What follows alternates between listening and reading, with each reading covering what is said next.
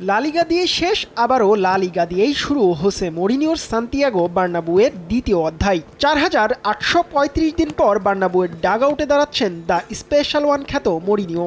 Loss ব্লাঙ্কোসদের ঘরের মাঠে এই পর্তুগিজ কোচের দ্বিতীয়বারের মতো ফেরা নিয়ে সবারই উত্তেজনা তুঙ্গে রয়েছে। তবে ৬৩ বছর বয়সী এই কোচের বার্নাবু অভিষেক নিয়ে নেই অতটা আগ্রহ। এমনকি এই ম্যাচ নিয়েও স্বাগত জানানোর প্রয়োজন দেখছেন না তিনি, কিন্তু সমর্থকদের অনুরোধ জানিয়েছেন খেলোয়াড়দের পাশে থাকার।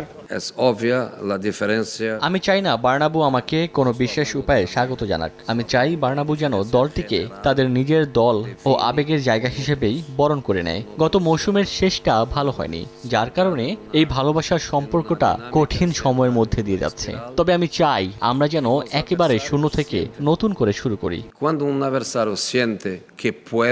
২০১০ থেকে ২০১৩ রিয়ালে অনেক চাও পাওয়ার হিসেব মেলেনি মরিনোর। এবার দ্বিতীয় অধ্যায়ে সেই হিসেব কষে নিতে চান মাদ্রিদ ম্যানেজার। সেই কাজে সফল হতে এমবাপ্পে, ভিনিসিয়াস আর বেলিংহামকে ত্রয়ী হিসেবে গড়ার লক্ষ্য তার। কাজটা কঠিন হলেও তাদের এক বিন্দুতে মেলাতে চান দ্য স্পেশাল ওয়ান।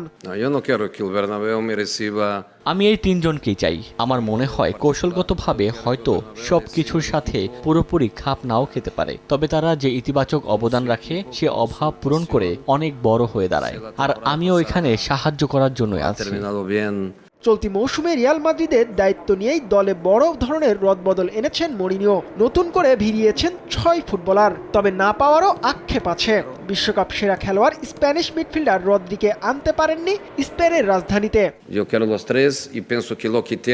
আমার মতে দল এখন সম্পূর্ণ। আমার আর কোনো চাহিদা নেই। বর্তমানে আমার হাতে যে খেলোয়াড়রা আছে তাদের নিয়ে আমি খুবই সন্তুষ্ট, আর এখন যদি কোনো খেলোয়াড় দল ছেড়ে চলে যায় তবে আমি খুশি হব না। ২০১৩ সালে লা লিগায় ওসাসুনার বিপক্ষে শেষবার সান্তিয়াগো বার্নাবুয়ের ডাগআউটে দাঁড়িয়েছিলেন মরিনিও।